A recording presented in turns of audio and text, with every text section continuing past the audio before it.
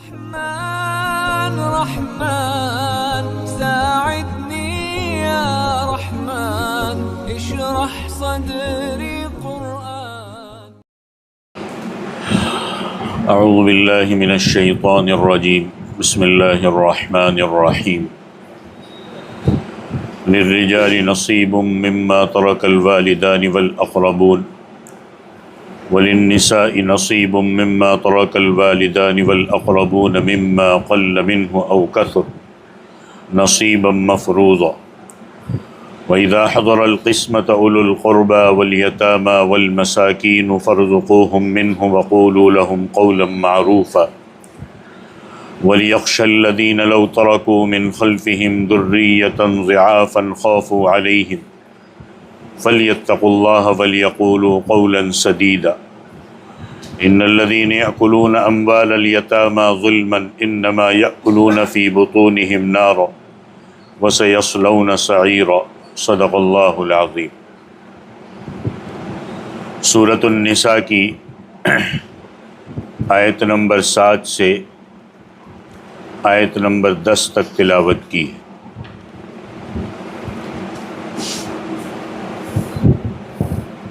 اسلام کے آنے سے پہلے عام طور سے دنیا میں جو قانون اور جو طریقے رائج تھے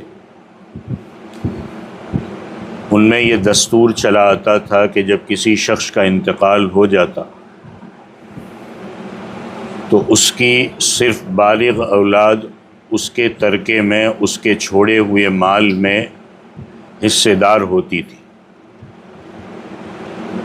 عورتوں اور نابالغ بچوں کا کوئی حق نہیں سمجھا جاتا تھا اور انہیں کچھ ملتا بھی نہیں تھا.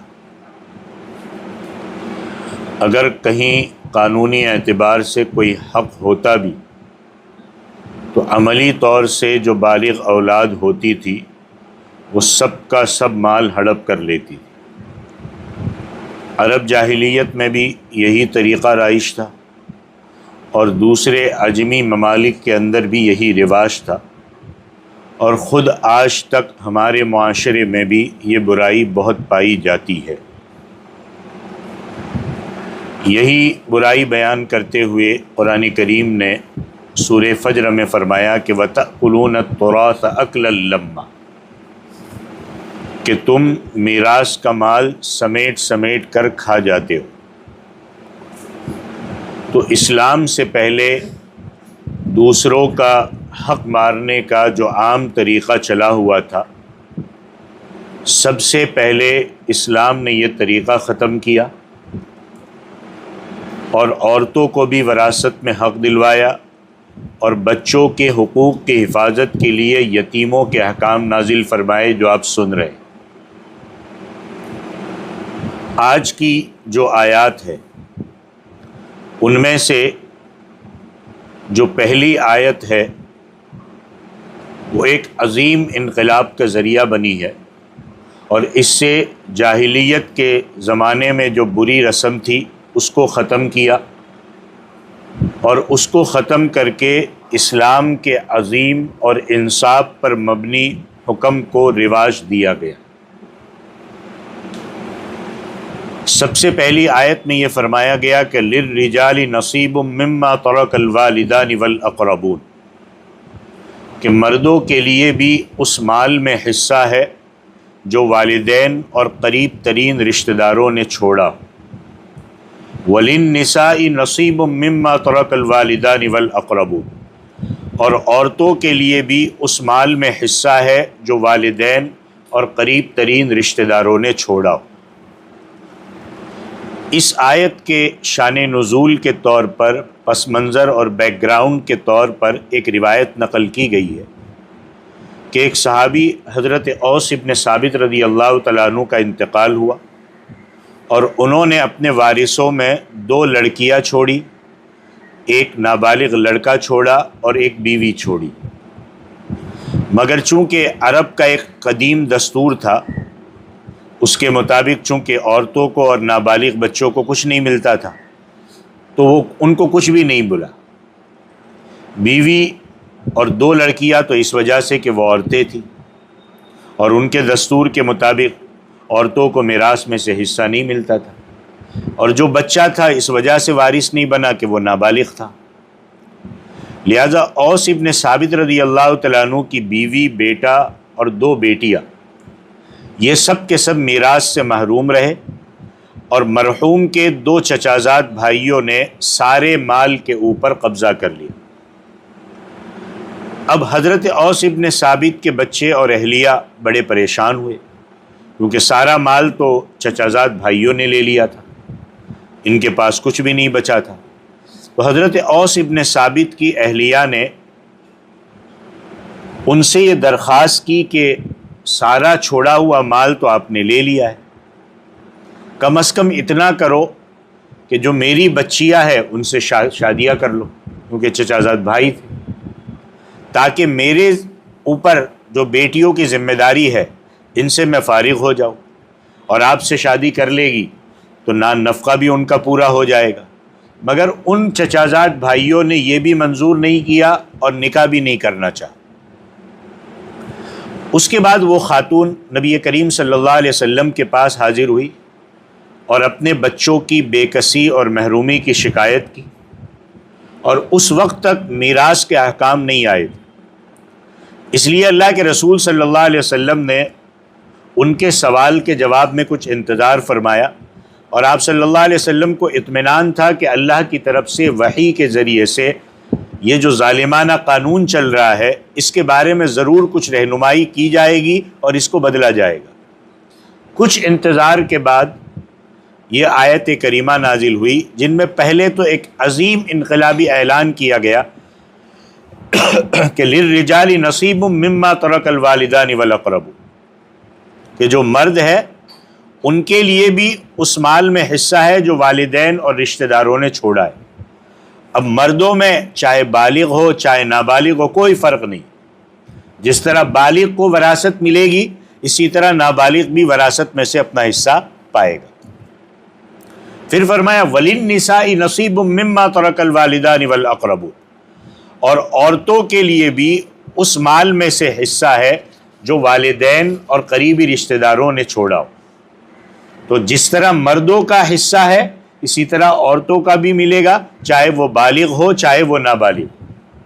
اب اس آیت میں اللہ تعالیٰ نے بڑے صاف الفاظ میں یہ اعلان کیا کہ عورتوں کو میراث سے محروم کرنے کا جو قانون یا رواج کہیں بھی پایا جا رہا ہو اس کو کسی بھی قیمت پر اسلام میں برداشت نہیں کیا جا سکتا۔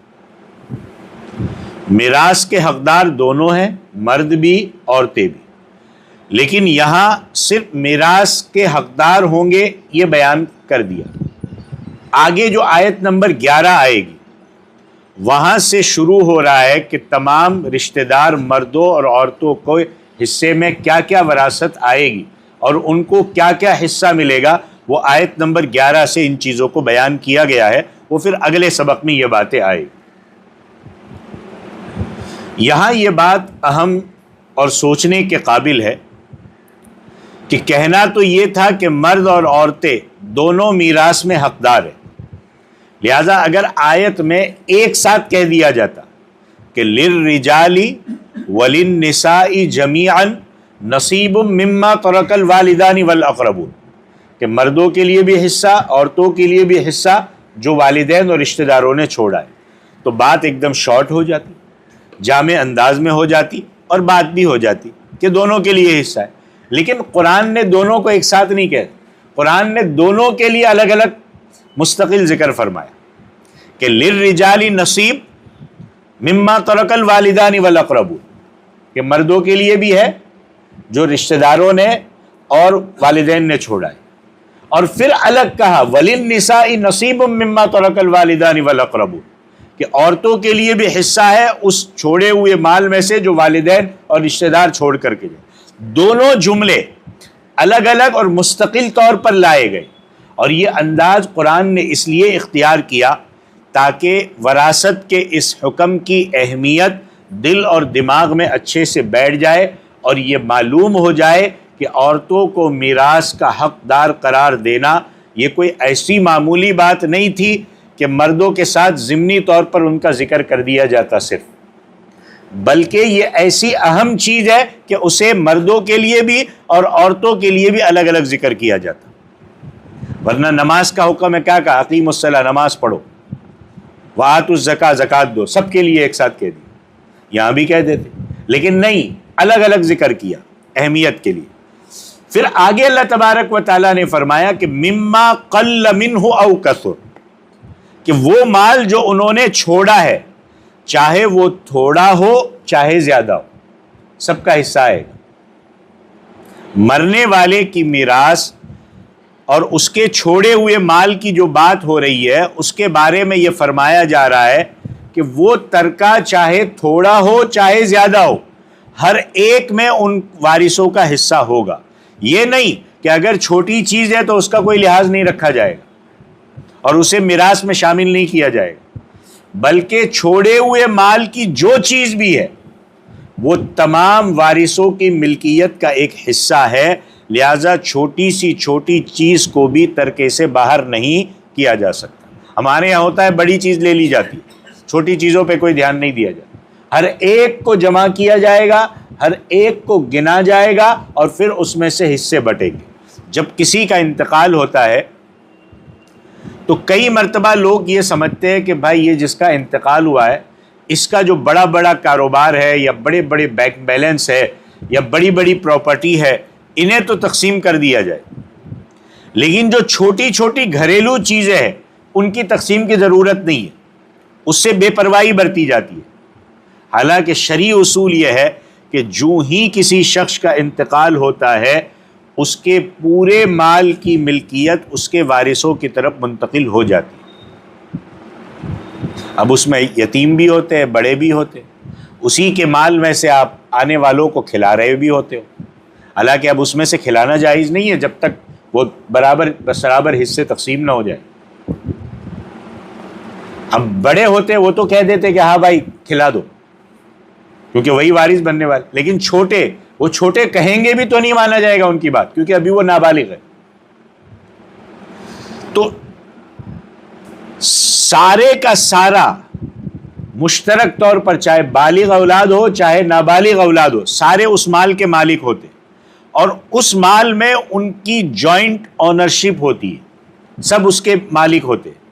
اب اس میں کپڑے بھی داخل ہیں، اس میں گھر کے برتن بھی داخل ہیں، اس میں گھر کا چھوٹا موٹا سامان بھی داخل ہے. اب اس سے اندازہ لگا لو، چھوٹی سی چھوٹی چیز بھی، مرحوم جو چیزیں استعمال کرتا تھا وہ بھی داخل ہے. یہ ساری چیزیں مرحوم کا چھوڑا ہوا مال بن کر تمام وارثوں کا حق ہوتا ہے. لہذا جب تک اس مال کو آپسی رضامندی سے استعمال نہ کیا جائے تو اس میں کیا ہوتا ہے، وراثت کے مال میں غلط استعمال کا اندیشہ ہوتا ہے. اور اس میں اگر چھوٹے بچے ہو تو پھر تو معاملہ بہت سنگین ہوتا ہے. لہذا کہا گیا کہ وراثت کے مال کو جلدی سے جلدی تقسیم کر کے معاملات کو صاف کر لینا چاہیے. لوگ انتظار کرتے ہیں، ایک سال، دو سال، تین سال، چار سال، اور پھر اس میں ناجائز چیزیں بھی ہوتی ہے، غلط اس مال کا استعمال بھی ہو رہا ہے. وہ برتن بھی استعمال ہو رہے ہیں، ان کی ضرورت کی چیزیں تھی وہ بھی استعمال ہو رہی ہے، اور چھوٹی موٹی چیزیں بھی استعمال ہو رہی ہیں، جبکہ سب کا حق اس میں ہوتا ہے. اسی لیے کہا جلدی جلدی اس کو تقسیم کر لو. تو فرمایا چاہے تھوڑا مال ہو چاہے زیادہ مال ہو، اس کو تقسیم کرو. آیت کے آخر میں قرآن نے فرمایا کہ نصیبا مفروضا، کہ یہ حصہ اللہ کی طرف سے مقرر ہے. یعنی اللہ نے جو مردوں یا عورتوں کے لیے ترکے کا، چھوڑے ہوئے مال کے حصے کا حکم دیا ہے، یہ کسی انسان نے، یہ کسی دنیا کی کورٹ نے طے نہیں کیا، کسی ہیومن رائٹس نے طے نہیں کیا. یہ حصہ مقرر کیا ہوا اللہ کی طرف سے، اللہ کی طرف سے طے کر دیا ہے. اور اللہ نے جب طے کیا ہے تو پھر انصاف کے مطابق ہے. جس کے خرچے زیادہ ہے، جس کی ذمہ داریاں زیادہ ہے، اس کو ڈبل دینے کا کہا گیا. اور جو ہمیشہ کسی کے انڈر میں ہے، کہ یہاں ہے تو بھائی والد کے انڈر میں، کبھی بھائی خرچہ پورا کرے گا، کبھی شوہر خرچہ پورا کرے گا، شوہر چلا گیا تو بیٹا خرچہ پورا کرے گا. جس پر ذمہ داریاں کچھ بھی نہیں ہے اس کے لیے ایک کہا گیا. اور جس پر ذمہ داریاں ہی ذمہ داریاں ہے اس کے لیے 2 حصے طے کیے.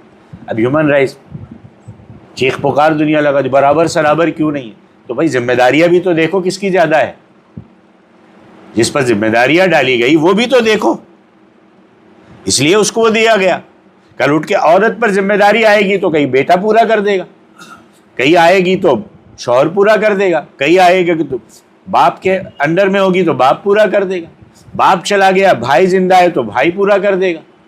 تو اس کے حساب سے یہ حصے اللہ کی طرف سے مقرر ہے، اور جب اللہ کی طرف سے مقرر ہے تو پھر اس کے حساب سے تقسیم کیا جائے. بھائی تمہاری تو شادی میں باپ نے خرچہ کر دیا اس لیے آپ کی وراثت میں حصہ نہیں ہے، تو کیا بیٹوں کی شادی میں کس نے خرچہ کیا؟ بیٹوں کی شادی میں کہاں سے خرچہ ہوا؟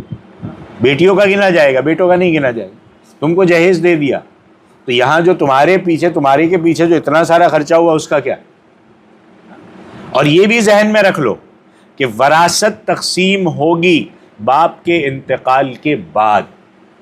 جو زندگی میں دے دیا، اب انتقال کے بعد جو بچا ہے اب نہیں گنا جائے گا کہ تم کو کس نے کیا دے دیا تھا.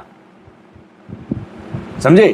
انتقال کے بعد اب جو بچا ہے اس میں سے ہر ایک کا جو حصہ شریعت نے متعین کیا وہ ان کو دینا پڑے گا. وہ نہیں گنا جائے گا شادیوں میں کتنا خرچہ کیا تھا یا فلانی جگہ پر کتنا خرچہ کیا تھا، وہ اب نہیں ہوگا. اب جو انتقال کے بعد بچا ہے وہ تقسیم ہوگا.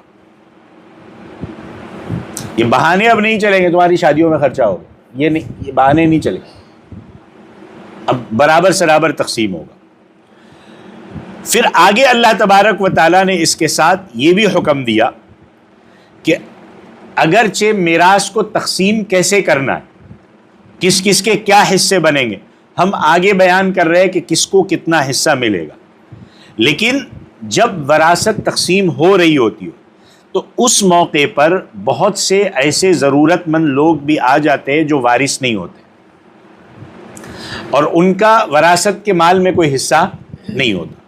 مثلا بعض رشتہ دار آ گئے کہ وراثت تقسیم ہو رہی ہے، چلو امید پر کہ ہم کو بھی چھوٹا موٹا مل جائے گا، یا دوسرے ضرورت مند آ گئے اور واقعی وہ ضرورت مند ہوتے ہیں کیونکہ ان کی مالی حالت اچھی نہیں ہوتی. ایسے رشتہ دار آ گئے یا ایسے ضرورت مند آ گئے جن میں سے بعض یتیم بھی ہوتے ہیں، بعض مسکین کے طور پر. مثلا مرنے والے کا چچا زاد بھائی آ گیا، مرنے والے کی اولاد بھی موجود ہے. اب میراث وراثت کا قاعدہ یہ ہے کہ جب اولاد موجود ہو تو چچا زاد بھائی کا حصہ نہیں ہوتا، اس کو نہیں ملتا. لیکن فرض کیجئے کہ جب وراثت تقسیم ہو رہی تھی چچا زاد بھائی پر بھی وہاں موجود ہے، تو ایسے موقع پر کیا کرنا چاہیے؟ اس بارے میں اللہ تبارک و تعالیٰ نے فرمایا کہ وراثت کی تقسیم کے وقت دوسرے ضرورت مند یتیم یا مسکین آ جائے تو ورثاء کو چاہیے کہ انہیں بھی کچھ دے دے احسان کے طور پر. ہاں وہ اگرچہ میراث کے مال کے حقدار تو نہیں ہے، ان کو دینا واجب اور فرض تو نہیں ہے، وراثت میں حصہ نہیں ملے گا، لیکن چونکہ آپ کو مل رہا ہے تو احسان کے طور پر کہ بھائی ضرورت مند ہے، ہم کو تو اللہ تعالیٰ نے دے دیا، اب ان کو تھوڑا بھی دے دو. یہ وارثوں کو ایک اخلاقی طور پر حکم دیا جا رہا ہے کہ جب تمہیں میراث مل رہی ہے تو اپنے حصے میں سے ان غریب رشتہ داروں کو بھی دے دو جو اس وقت میں جمع ہے. جب وراثت کا مال تقسیم ہوگا تو اس سے ان کا دل افسردہ ہوتا ہے، رنجیدہ ہوتا ہے، کاش ہمیں بھی کچھ مل جائے. چنانچہ انہیں کچھ دینے سے ان کی حسرت، ان کا غم، ان کا افسوس کا کچھ مداوع ہو جائے گا. نہیں دو گے گناہ کچھ نہیں ہوگا، لیکن شریعت اخلاقی طور پر یہ حکم دے رہی ہے کہ بھائی ان کو بھی کچھ دے دو اگر وہ آئے ہیں. اسی بات کو بیان کرتے ہوئے اللہ نے ارشاد فرمایا وَإِذَا حَضَرَ الْقِسْمَةَ أُولُو الْقُرْبَى وَالْيَتَامَى وَالْمَسَاكِينَ فَارْزُقُوهُم مِّنْ. دیکھو اسلام آج بھائی لڑ رہا ہے، وراثت میں باتیں نہیں ہو رہی. یا تو اسلام یہاں تک کہہ رہا ہے وراثت کی تقسیم کے وقت جو نئی وارث ہے وہ آ جائے ان کو بھی کچھ دے دیا کر. یہاں تو بھائی کو ہڑپ کر لے رہا، بہنوں کو ہڑپ کر لے رہا ہے پوری زندگی بھر. فرمایا جب میراث کی تقسیم کے وقت حاضر ہو جائے غیر وارث رشتہ دار، یتیم لوگ، مسکین لوگ، تو ان کو بھی ان میں سے کچھ دے دو. تمہیں ملا ہے اس میں سے کچھ ان یتیموں، مسکینوں اور ضرورت مندوں کو بھی دے دو. جب میراث کی تقسیم ہو رہی ہوتی ہے تو بعض لوگوں کو ان کی موجودگی ناگوار گزرتی ہے کہ تم کیوں آئے، تم ہو ہی نہیں وارث تو تم کیوں آئے ہو، ہم بیٹھ کے تقسیم کریں گے۔ اس ناگواری میں کئی مرتبہ وہ ایسی بات کہہ بیٹھتے ہیں جس سے آنے والوں کا یا وہاں موجود رہنے والوں رشتہ داروں کا دل ٹوٹتا ہے۔ اللہ فرما رہے ہیں کہ اگر وہ آ گئے ہیں تو ایسی صورت میں تمہیں چاہیے کہ ان کو دل ٹوٹنے والی بات مت کہو، وَقُولُوا لَهُمْ قَوْلًا مَعْرُوفًا۔ دیکھو اسلام کی خوبصورتی کہ ان سے مناسب انداز میں بات کرو۔ اول تو کچھ دے دینا چاہیے۔ مان لو دل پتھر ہے، دینا مشکل معلوم ہو رہا ہے یا دینا گوارا نہیں ہے، تو کم از کم اتنا تو کرنا چاہیے کہ ان سے اچھی طرح اس انداز سے بات کرو کہ ان کی ہمدردی اور تسلی کا سبب بنے۔ انہیں مناسب طریقے سے نرمی کے ساتھ اچھے الفاظ میں سمجھا دو کہ تمہارا میراث میں سے کچھ حصہ نہیں بنتا، اس لیے میراث میں سے نہ دینا کوئی ظلم اور زیادتی کی بات تو نہیں ہے، لیکن نہیں دینا چاہو تو اچھی بات ہے، نہ دینا چاہو تو اچھے انداز میں بات کرو۔ یہاں میں پھر کہہ دوں کہ اللہ نے یہ جو ہدایت دی ہے کہ جو غیر وارث آئے ان کو کچھ دے دو، اس ہدایت پر عمل کرنا مستحب ہے، پسندیدہ ہے، واجب اور فرض نہیں۔ دوسرے، اس پر عمل کرنے کا طریقہ یہ ہے کہ بالغ وارث ایسے لوگوں کو اپنے حصے میں سے دے دے، نابالغ وارثوں کے حصے میں سے کچھ دینا جائز۔ مان لو وارث میں سے بالغ بھی ہے، نابالغ بھی ہے، تو سب کا حصہ تقسیم کر دے کہ بھائی یہ نابالغوں کا ہے، یہ بالغوں کا۔ بالغ اپنے حصے میں سے دے دے، نابالغوں کے حصے میں سے دینا جائز نہیں ہے۔ وہ بڑے ہو جائیں گے، اس کے بعد ان کو احساس ہوگا تو وہ چاہے دے دیں گے اس میں سے کچھ بھی جو دینا چاہے۔ پھر آگے اللہ تبارک و تعالیٰ نے اب پھر دوبارہ یتیموں کے حق کی طرف توجہ دلائی اور ایک نفسیاتی انداز میں، ایک سائیکولوجی کے انداز میں یتیموں کے حق کے حفاظت کی طرف انسانوں کو متوجہ کیا ہے۔ وہ اس طرح کہ ہر شخص کو یہ چاہیے کہ دوسرے کے حال کو اپنے حال پہ ذرا رکھ کر سوچے، یعنی دوسروں کے ساتھ وہی معاملہ کرے جو اپنے لیے مناسب سمجھتا ہے۔ اپنے جو گھر والے ہوتے ہیں ان کے متعلق کچھ جذبات ہوتے ہیں، وہی جذبات دوسروں کے گھر والوں کے بارے میں بھی ہونے چاہیے۔ اگر کوئی شخص دنیا سے رخصت ہو رہا ہے اور وہ چھوٹے چھوٹے کمزور بچوں کو چھوڑ رہا ہے، جو کمزور بچے کھانے کمانے کی صلاحیت نہیں رکھتے، تو اب وہ جانے والا فکر مند ہوگا کہ میرے بعد ان کا کیا بنے گا۔ ظاہر سی بات ہے، فطری بات ہے، یہ دل میں آتا ہے کہ کیا بنے گا، میرے بعد ان کی دیکھ بھال کون کرے گا، ان کے کھانے پینے کی ضروریات پوری کون کرے گا۔ جب میں اپنے بچوں کے بارے میں یہ فکر رکھتا ہوں کہ میرے بچوں کا کوئی حق ضائع نہ ہو جائے، تو دوسرا کوئی شخص جس کا انتقال ہوا ہے اس کے بھی تو ہماری طرح چھوٹے چھوٹے بچے ہیں، لہذا ہمیں اس کے بارے میں فکر مند ہونا چاہیے۔ اگر وہ یتیم بچے ہماری سرپرستی میں آئے ہیں تو ان کے مال کے بارے میں بھی ہمیں اللہ سے ڈرنا چاہیے اور ان بچوں کو ان کا حق پورا پورا دے دینا چاہیے۔ اللہ سائیکولوجی نفسیاتی طور پر سمجھا رہے، اخلاقی طور پر سمجھا رہے، فرمایا کہ وَلْيَخْشَ الَّذِينَ لَوْ تَرَكُوا مِنْ خَلْفِهِمْ ذُرِّيَّةً ضِعَافًا، کہ اور وہ لوگ یتیموں کے مال میں خرد برد کرنے سے، کھانے پینے سے، ہڑپنے سے ڈرے، جو اگر اپنے پیچھے کمزور بچے چھوڑ کر جائے، خافوا علیہم، تو ان کی طرف سے دل میں اللہ کا ڈر رکھے۔ فَلْيَتَّقُوا اللَّهَ، اللہ سے ڈرے، وَلْيَقُولُوا قَوْلًا سَدِيدًا، اور سیدھی سادی بات کہا کرے، یعنی سیدھا راستہ اختیار کرے اور دوسرے کا مال ہڑپ کرنے کے لیے کوئی حیلہ بہانہ تلاش نہ کرے۔ پھر آگے یتیموں کے مال میں غلط طریقے سے کھانے کے متعلق ایک اور وعید بیان فرمائی۔ کیا فرمایا؟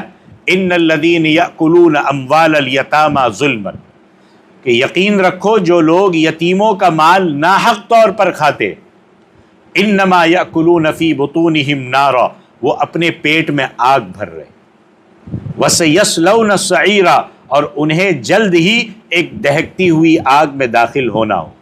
یعنی ظاہر میں تو دنیا میں آدمی کو حرام مال ایسا لگتا ہے چونکہ مفت میں ملا ہے، بڑا لذیذ لگتا ہے، بڑا میٹھا لگتا ہے، اور حرام کھانے سے اس کو بڑا مزہ آ رہا ہوتا ہے، لیکن قرآن فرماتا ہے کہ وہ مزیدار کھانا نہیں ہے، حقیقت میں آگ کے انگارے ہیں جو اس کے پیٹ میں جا رہے ہیں۔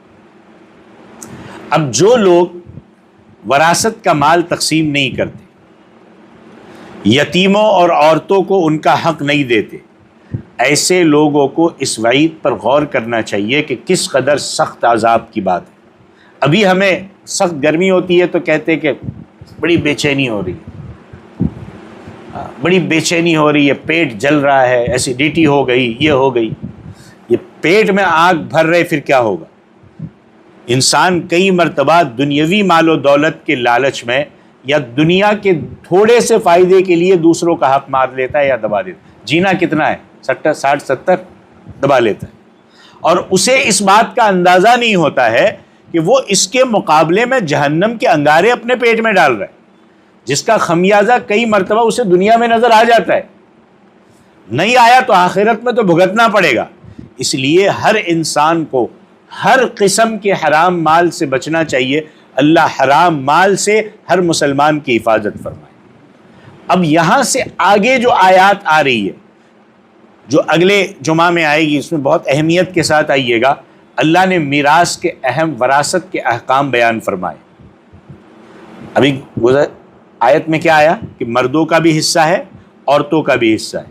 تو اب کس کو کیا حصہ ملے گا، اس کے متعلق ایک اہم اصول اور تفصیلات بیان کی جا رہی ہے، اور وارثوں کے الگ الگ حالات کے اعتبار سے ان کے حصے میں کیا کیا پراپرٹی آئے گی، کیا کیا مال آئے گا، وہ بیان کیے جائیں گے۔ کچھ حصے ابھی اگلی آیات جو آئے گی وہ بیان کیے جائیں گے، اور کچھ حصوں کی تفصیل اسی صورت کے آخر میں آ رہی ہے، اور کچھ حصوں کو حدیثوں میں اس کی تفصیلات بیان کی گئی ہیں۔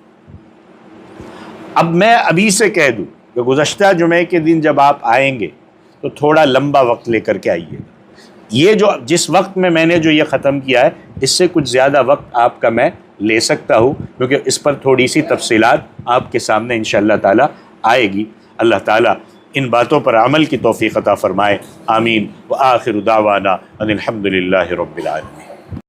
أيا من يدعي الفهم إلى كم يا أخ الوهم تعبي الذنب والذم وتخطي الخطأ الجم